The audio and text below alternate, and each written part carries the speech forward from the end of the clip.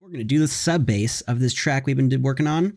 We did the kick, compression, and EQ. We did the percussion, and EQ. Now we're just going to do the sub bass. Woo! I love sub bass. Used to work a lot in the dance scene, and sub bass was my favorite. But we're going to start with an EQ. Hey, what do you know? All right.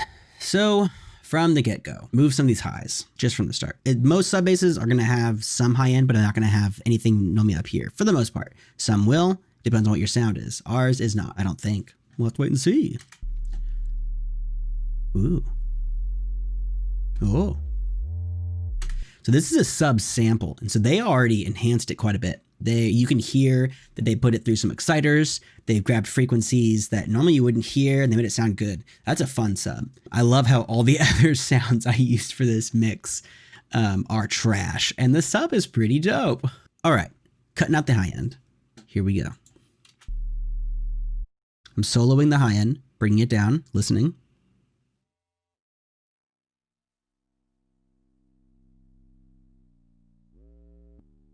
You can hear it on that high.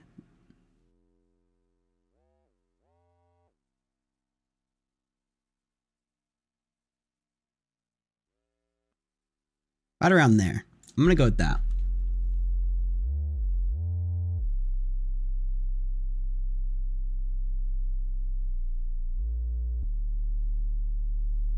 You can't even hear a difference?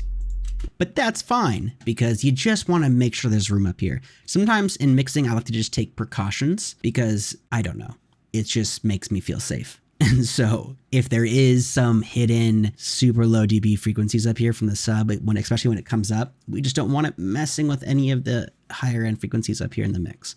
Anything really under 30, for the most part, we can kind of feel about 20 hertz a tiny bit, but everything from like 30 to 55, 60 hertz is felt, not necessarily heard for the most part. It's sub bass, or you feel it. And so these lower end frequencies can actually push your mix at the end louder than it needs to be, that you can't even hear or feel, and it's a waste. And so we really want to cut some of these sub frequencies out. So what we're gonna do, I'm gonna make another brick wall, solo it, and see what we can feel in our ears. It's kind of hard to feel the sub, but you can kind of feel it.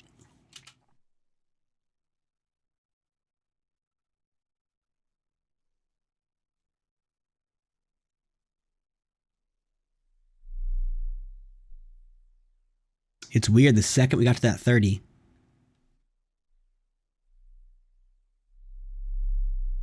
it's like 30, 32. Okay, so we're not gonna want to cut off anything more than 30 because I like that low note.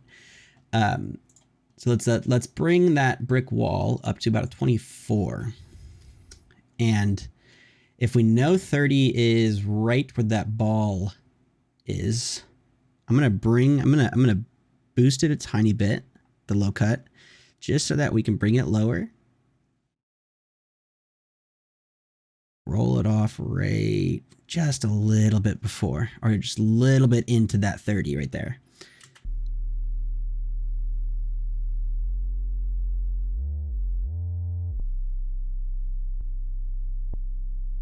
Now, the changes we just made by cutting that out didn't change much to the sound, but these are mixing preferences that we're doing.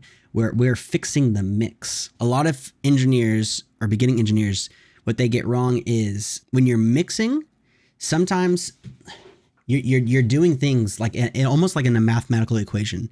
So if you know that these frequencies are there and you can't hear them, then you don't need them. They're only going to interfere because they're still going to go through your limiters. They're still going to go through your entire mix at the end, and you can't hear them or feel them, and they're going to be there adding more dB that you can't hear and causing more problems to any other sound. And it's just like, get rid of them.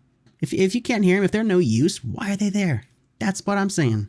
But we also want to make room now for that kick. Now there's a couple ways we can make room for the kick, and I am going to show you the very basic way right now, but in maybe some other tutorials in the future, I'll show you the really cool, awesome ways to make room for your kick that I always do. I don't normally do this unless the kick is having trouble punching through the mix, but we know if we go back to our kick drum from the previous video, we boosted, I think it was 96.995 to be exact. So pretty much a 97 hertz that we boosted. So if we go, put a bell, go to 97.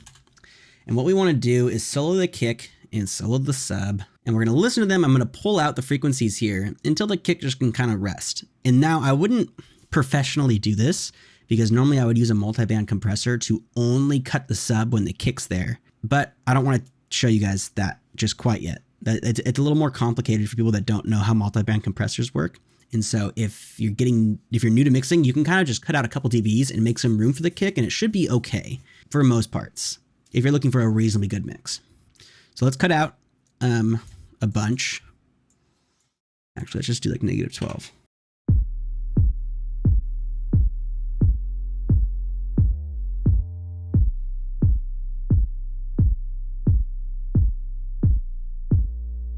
Now we're just going to cut out, here just because that's where the punch is at. It's not even really affecting the sub, but I'm going to do a -6 for now cut. Pretty steep. That's a very steep cut.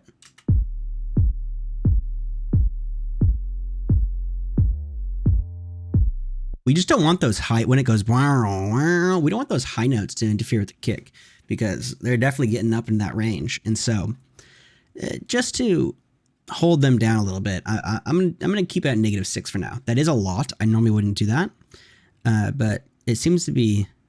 Let's listen to those high notes real quick.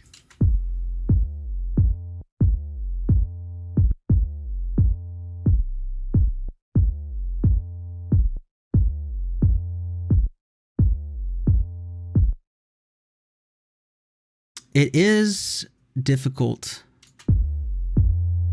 Sometimes I like to do that where I boost, but I'm cutting out to hear what I'm doing. So if we put this at 6 dB, so that note, that's what we're cutting out. And so we want to get rid of that for the kick. Now, normally I would sidechain it, like I said before. I'm not doing that right now. I'm just going to do a -4. Now that's just making room for that punch, which we really don't want to cut off anything at the 50 range for sure, but 60. So right about there, that's how tight we want to make that band. Right there. So that kick's still going to have its punchy area, but this 50 hertz that the kick still has, we need to deal with. And we're going to deal with that in another video. We're not dealing with that now. I can't show you with just an EQ, but you don't want to do too much with the sub. You maybe later on in the mix, especially when your synths come in and you're mixing those, you might need to cut some frequencies out in the middle here or do some different things. But when it comes to cutting off frequencies, that's it. In the next video, we'll move on to how we're going to compress the sub, which is different every single time.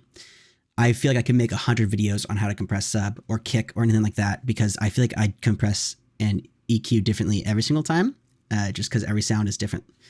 But in the next video, we'll be compressing the sub bass.